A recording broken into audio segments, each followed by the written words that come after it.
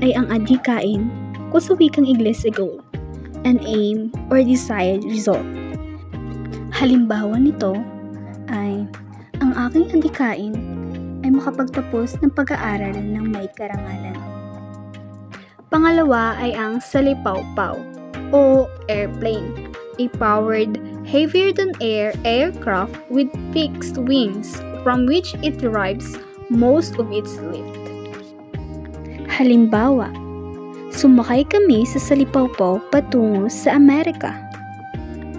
Panghuli ay ang sansinukob o universe, the totality of known or supposed objects and phenomena throughout space, the cosmos, macrocosm. Halimbawa, ang mga bituin ay bahagi lamang ng malawak na sansinukob.